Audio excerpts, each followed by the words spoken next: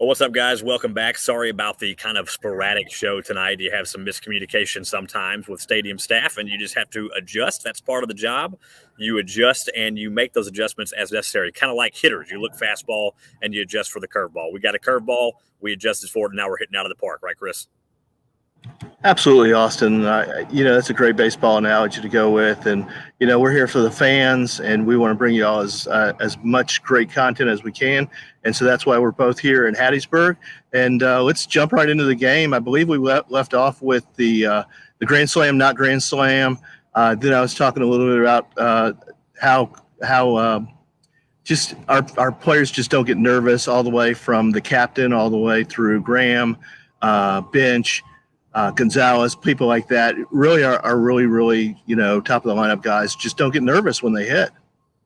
Yeah, not at all. And we've talked about it countless times, is the atmospheres they are used to playing in places like Baum Walker and Alex Box and Dudy Noble and even Swayze Field. The SEC is a different kind of caliber atmosphere, and they're so used to it. I don't think atmospheres like this, great atmosphere, don't get me wrong, it's a great atmosphere here in Hattiesburg, but it doesn't faze them in the sense of they're used to it, and they're not going to get nervous, and they're not going to get rattled by things like that. So I think that experience really shows for the guys when it comes to atmospheres and moments like this, especially the older guys on the team.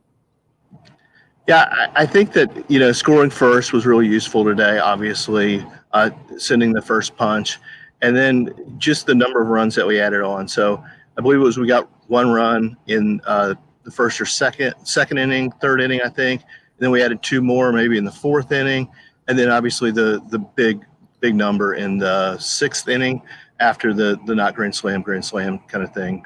That was clearly foul, and I think Southern Miss fans, you found a really cool photo of Southern Miss fans, and, they knew it was foul, and at least the ones that were sitting right behind the foul pole did.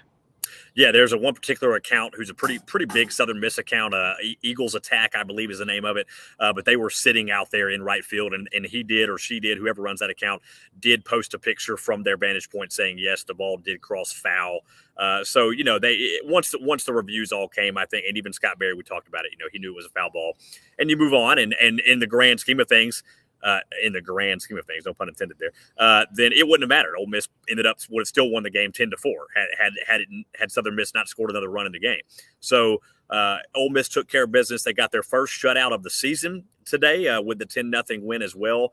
And I think the stat that really jumps out to me, Chris, is Southern Miss overall 4 for 30 hitting. As a team, they were just 1 of 9 with runners on base and 1 of 8 with runners in scoring position. You talk about their pitching staff was the one getting all the publicity coming into the matchup, but Ole Miss's pitching staff did the job today. I think that's absolutely true, and I think that hats off to Dylan, and then hats off to Jack Doherty, saving the bullpen really, really nicely for tomorrow. And the, if necessary, game Monday. So really, really cool. Austin, you asked a great question in media to Coach Bianco about Garrett Wood. Why don't you tell us about the answer? Yeah, so Garrett Wood, obviously not the quote-unquote star of the show. If you're just looking up and down the lineup, all the focus being on Elko and Graham and Luce and Elliott and all those guys. But Garrett Wood today had 3 more walks, and he also got a hit in that mix. I believe it was an RBI, 2 RBI double or an RBI double. I can't remember if it was 1 or 2 RBIs off the top of my head. I'd have to go back and look. But he has gotten a couple of starts recently with TJ McCants being hurt and has just made the most of them. And Bianco talked about the teammate he is. And believe it or not, Mike Bianco said that Garrett Wood is the favorite teammate kind of in the dugout, not Tim Elko, Garrett Wood. And that, I thought it was pretty cool to see Mike talk about the high spirits Garrett always has, the smile he always brings, the energy he brings. He's always pushing guys in practice. He is a senior, even though you don't always think about him because he doesn't play much. And then just how he's gotten thrown in with TJ going down, and he's made the most of it. Mike was really proud of him and talked about how much of a difference it's made. I think everybody should be really proud of the players that step up in situations that they get thrust into that they're not normally involved in. So we talked about the Ben Van Cleve double the other night in Miami. And to come off the bench like that it's really not an easy thing to do, having to sit around for 2.5, 3 hours and wait for your opportunity and then come off the bench and hit. So really, really cool opportunities when they present themselves for some of our bench players to see some action, and then not only see some action, because that's just part of the equation, but do really, really well is the other part of the equation. Yeah, and Bianco talked about it at one in the pre-conference, if I'm not mistaken, with him and Barry yesterday, that you do need your stars to step up, but you need everybody to play well to win in these kind of environments and super regionals. And that's exactly what Garrett Wood is doing right now, and everybody else who's getting thrown in the mix. Doherty today, he's really been struggling in his last few starts. Not today. Came in and threw a flawless 3 1/3, allowed just one base runner, didn't give up a run, finished the game off, and saved Mallets and BJ for tomorrow. That's just fantastic stuff, and I think that that's really going to go a long way when you look at what Ole Miss has available tomorrow. Gaddis, Washburn, Mallets, Johnson. I mean, the list goes on. They used 2 pitchers today, and Southern Miss used 5. Yeah, we really saved the pen, and I mean, all the names you mentioned, I would imagine we'll see action tomorrow. It's obviously not a loser go home for us, but I think it's an important game for us from a standpoint of we've got, the series is not even, and it sounds ridiculous to say that because everybody knows that, but now's our chance to throw the knockout punch without having Southern Miss to do the same opportunity to us. So I think it's a really great opportunity for us to take advantage of them being backed into a corner, so to speak, or they're back against the wall and having to come out tomorrow and win the game. Yeah, and you don't want to tempt fate, so to speak, and let them right back in the series tomorrow and have a winner go home on Monday, and they've got a momentum back and they're playing at home. You'd rather not do that if you can. So if you're Ole Miss, certainly go ahead, get that knockout punch, Muhammad Ali it tomorrow, and just take care of business and move on to Omaha.